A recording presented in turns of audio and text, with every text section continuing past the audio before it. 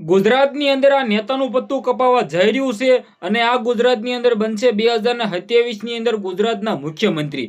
હવે તમે બધા લોકો ક્યાંક ને ક્યાંક જાણો છો કે 2027 ની અંદર ગુજરાતની અંદર એક ચૂંટણી આવી રહી છે, મુખ્યમંત્રીની ચૂંટણી. હવે આ ચૂંટણી પહેલા વાતે જોર પકડ્યું છે, કોનું પત્તું કપાવવા જઈ રહ્યું છે, કોણ ગુજરાતની અંદર બનશે મુખ્યમંત્રી. તમે પણ જાણવા માંગો છો અને તો આ વિડીયો એન્ડ સુધી જોતા રહેજો. વિડીયો થોડો ઘણો લાંબો થવાનો છે, પરંતુ A to Z તમને બધા લોકોના વિડીયોની અંદર જાણકારી મળી જવાની છે.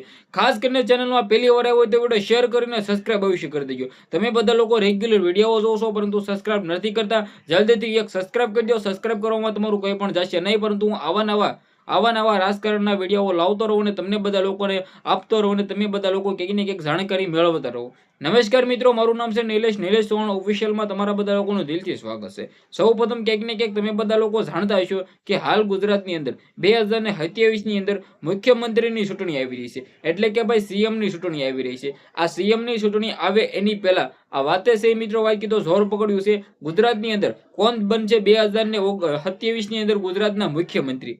જ્યાં મિત્રો વાત કીધો લોકોના મનની અંદર અત્યારે એક જ સવાલ ચાલી રહ્યો છે કે ગુજરાતની અંદર રાજકારણની અંદર શું સૌથી મોટો ધડાકો થશે, આનું પત્તું કપાવવા જઈ રહ્યું છે, આ બનશે ગુજરાતના મુખ્યમંત્રી. રાતોરાત શું થાય સૌથી મોટો ધડાકો, તમને બધા લોકોને ક્યાંક ને ક્યાંક ખબર ન હોય તો કહી દો ભાઈઓ. જ્યાં મિત્રો વાત કીધો જ્યાંથી રાજુભાઈ કરપડા છે આમ આદમી પાર્ટી છોડીને ભાજપમાં ગયા છે.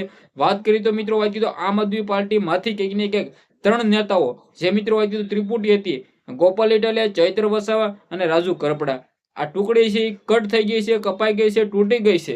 હવે આમને લઈને મિત્રો વાત કીધું તો રાજુ કરપડા ક્યાંક ને ક્યાંક 2027 સુધી આ પાર્ટીની અંદર હોત ને તો ક્યાંક ને ક્યાંક ન થવાનું પણ થાત.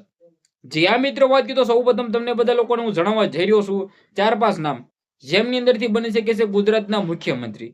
સૌપ્રથમ નામ છે હર્ષભાઈ સંઘવી, ગુજરાતના ગૃહમંત્રી. ત્યારબાદ આપણે વાત કરીએ આગળ તો ક્યાંક ને ક્યાંક રાજુ કરપડા, તે પણ ભાજપની અંદર છે. ત્યારબાદ મિત્રો વાત કીધું આમ આદમી પાર્ટી તરફ જઈએ તો ચૈત્ર વસાવા, ગોપાલ ઇટાલિયા, પ્રવીણ રામ, બિદરાજ સોલંકી, ઈશુદાન ગઢવી. સાથે મિત્રો વાત કીધું રાજુ કરપડા હોત ને તો 2027 ની અંદર આ પાર્ટીને કોઈ પણ ન રોકી શકે. પરંતુ ક્યાંક ને ક્યાંક હજી પણ મિત્રો વાત કીધું તો આમ આદમી પાર્ટી છે એ સરકાર બનાવશે ગુજરાતની અંદર તો તેમાંથી કોણ મુખ્યમંત્રી બનશે. ભાજપમાંથી ક્યાંક ને ક્યાંક જો સરકાર બનશે તો ભાજપમાંથી કોણ ગુજરાતનો મુખ્યમંત્રી બનશે, અને કોંગ્રેસની સરકાર આવશે તો કોંગ્રેસમાંથી કોણ મુખ્યમંત્રી બનશે. આ પણ તમને બધા લોકોને સ્ટેપ બાય સ્ટેપ કહો. હવે સૌપ્રથમ આપણે વાત કરીએ તો કોંગ્રેસ સરકારમાંથી ચાલુ કરીએ. કોંગ્રેસ સરકારની અંદર ગુજરાતની અંદર સૌથી વધારે સારું એવું નામ હોય તો તે છે ભાઈ જિગ્નેશભાઈ મેવાણી, તે એક ધારાસભ્ય છે. પછી વાવમાંથી આપણે લઈએ તો ગેનીબેન ઠાકોર, કોંગ્રેસના નેતા છે. જે આ મિત્રો વાંચી તો આ બંને કોંગ્રેસની અંદર ખૂબ જ સારું એવું નામ છે. એટલે કે મિત્રો કોંગ્રેસની સરકાર જો ગુજરાતની અંદર આવે 2027 ની અંદર આવશે તો નહીં એવું નથી લાગી રહ્યું, પરંતુ જો આવશે આપણે અંદાજો લગાવીને આપણે વાત કરીએ તો 2027 ની અંદર જો કોંગ્રેસની સરકાર જીતશે તો ગેનીબેન ઠાકોર યા જિગ્નેશ મેવાણી આ બંનેમાંથી કોઈ પણ એક ગુજરાતના મુખ્યમંત્રી બની શકે છે. સાથે એક અચાનક એક નવો ચહેરો પણ આવી શકે છે.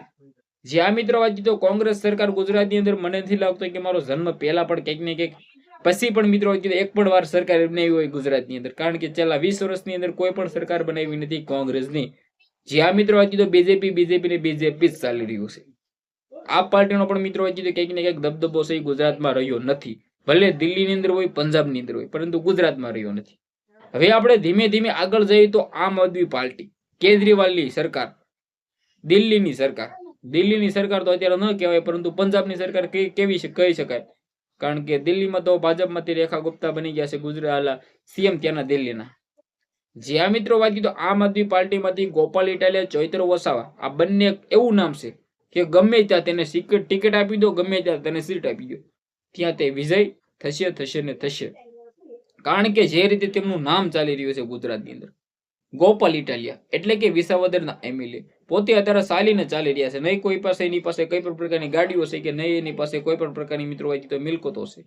હવે હોય કે નહીં તો ખબર નહીં, પરંતુ જે રીતે આપણે દેખાડી રહ્યા છે વિડીયો, આપણે વિડીયો જોઈ રહ્યા છે એ પ્રમાણે આપણે એવું સમજી શકીએ કે ભાઈ એની પાસે ગાડી નથી. જ્યાં મિત્રો વાત તો ગોપાલ ઇટાલિયા વિસાવદરના એમએલએ, તેમની સામે હતા 2000 ને જે મિત્રો ચૂંટણી ગઈ હતી તેમની અંદર કિરીટ પટેલ ભાજપમાંથી હતા અને સામે હતા ગોપાલ ઇટાલિયા આપમાંથી. કિરીટ પટેલને સપોર્ટ કરવા માટે ગુજરાતના જેટલા પણ જેટલા પણ ભાજપના નેતાઓ હતા તે આવી ગયા હતા વિસાવદરની અંદર, જુનાગઢની અંદર, પરંતુ છતાં ગોપાલ ઇટાલિયા ત્યાંથી વિજય મેળવ્યો અને ત્યાંથી જીત્યા. એટલે કે તમે વિચાર કરો કે ભાઈ કેવડું મોટું નામ કહેવાય ગોપાલ ઇટાલિયાનું, કે સુરતમાંથી હારીને આવ્યા બાદ વિસાવદરની અંદર જીત મેળવી, એ પણ ભાજપની સામે કેટલા બધા નેતાઓ આવી જાય પ્રચારો કરવા, છતાં ગોપાલ ઇટાલિયા જીતી જાય, તો ક્યાંક ને ક્યાંક સારી વાત કહેવાય. સાથે આપણે આગળ જઈએ તો ચૈતર વસાવા. ચૈતર વસાવા આદિવાસી સમાજના એક એવા ચહેરો છે કે જેને મિત્રો આદિવાસી સમાજના લોકો એટલો સપોર્ટ કરે છે ને ભાઈ.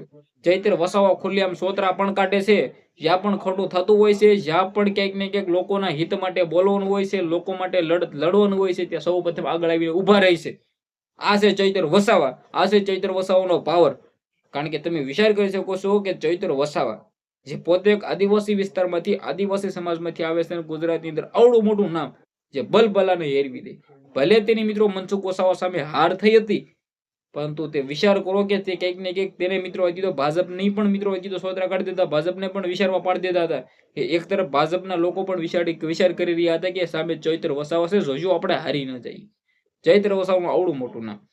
આગળ જઈએ નાના મોટા ચહેરા, ઈશુદાન ગઢવી હોય, ઈશુદાન તો મોટું નામ છે, પરંતુ પ્રવીણ રામ છે, બિજરા સોલંકી આવું કહી શકીએ, પરંતુ ક્યાંક ને ક્યાંક 2027 ની અંદર આપ પાર્ટીની સરકાર બને, ક્યાંક ને ક્યાંક ચાન્સ છે ભાઈ, 30-40%, 30-20-30% ચાન્સ છે કે ભાઈ બની પણ શકે છે આપ પાર્ટીની સરકાર ગુજરાતની અંદર. કારણ કે ઘણા બધા ધારાસભ્યો આપ પાર્ટીમાંથી અત્યારે થઈ ગયા છે ગુજરાતમાં. આગળ મિત્રો આપણે વાત કરીએ તો ભાજપમાં, જ્યાં મિત્રો આજે તો ભૂપેન્દ્ર પટેલથી ચાલુ કરીએ તો સૌ પ્રથમ ભૂપેન્દ્ર પટેલ શું બીજી વાર રિપીટ કરવા માંગશે, ગુજરાતની અંદર મુખ્યમંત્રી રહેવા માંગશે? બિલકુલ રહી શકે છે ભાઈ, એમાં કોઈ શંકાના સ્થાન નથી. આગળ આપણે મિત્રો વાત કરીએ તો ગુજરાતના ગૃહમંત્રી કોણ છે ભાઈ? હર્ષભાઈ સંઘવી. હર્ષભાઈ સંઘવી એટલે કે સૌથી મુખ્ય અને સૌથી મોટું નામ મુખ્યમંત્રીની અંદર દાવેદાર હોય તો તે છે હર્ષભાઈ સંઘવી. સૌ પ્રથમ તમે બધા લોકો કમેન્ટ કરજો કે હર્ષભાઈ સંઘવી ગુજરાતના મુખ્યમંત્રી બનવા જોઈએ કે નહીં. જે આ મિત્રો વાત કીધો, મને તો લાગી રહ્યું છે કે ભાઈ 80 થી 90% ચાન્સ કે ગુજરાતના મુખ્યમંત્રી બનશે અને બનશે. જો મિત્રો વાત કીધો ભૂપેન્દ્ર પટેલ છે એ ફરી વખત ન બનવા ઈચ્છતા હોય તો નવા ચહેરા એટલે કે યુવા નેતા હર્ષભાઈ સંઘવીને બનાવવા માંગતા હોય તો હર્ષભાઈ સંઘવી બની શકે છે. સીઆર પાટીલ હોય કે પછી ભાજપની અંદર અનેકો ચહેરાઓ છે કે જેને આપણે કઈ પણ મિત્રો મુખ્યમંત્રી બનાવી શકીએ અને બની શકે ભાઈ. રાજુ કરપડા વિશે વાત કરી તો તમે બધા લોકો કહેશો કે ભાઈ રાજુ કરપડા સુરેન્દ્રનગરની વોર્ડમાંથી તો જે જીત્યા છે માન ને ક્યાં મુખ્યમંત્રી આખું. હવે ભાઈ અત્યારે તો મુખ્યમંત્રી તે ન બની શકે, પરંતુ ભવિષ્યની અંદર 35-40 ની અંદર જયારે પણ મંત્રી બની જાય અને ત્યારબાદ ગૃહમંત્રીમાં નામ આવે તો બહુ લાંબુ છે, પરંતુ ભવિષ્યમાં કદાચ બની શકે ગુજરાતના મુખ્યમંત્રી રાજુ કરપડા. ભાજપમાં છે એટલે કે આપણે કહી શકીએ ભાઈ મુખ્યમંત્રીના દાવેદાર ગણાય છે.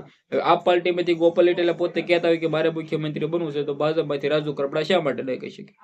જે આ મિત્રો વાત કીધું, તમને શું લાગે છે કે કોનું પત્તું કપાશે? કોનું પત્તું કપાશે? કોણ બનશે ગુજરાતના મુખ્યમંત્રી? તમારી શું રાય છે? જે પણ હોય કમેન્ટ કરીને, વિડીયો શેર કરીને, ફોલો કરીને, સબસ્ક્રાઇબ અવશ્ય કરી દેજો, જેથી તમારા સમક્ષ આવીને એવી પલે પલની અપડેટની જાણકારી લાવતો. આજના વિડીયોમાંથી આટલી જ માહિતી. આપણે એક નવો વિડીયો મળીશું. બધા લોકોને દિલથી ધન્યવાદ. જય હિન્દ, જય ભારત.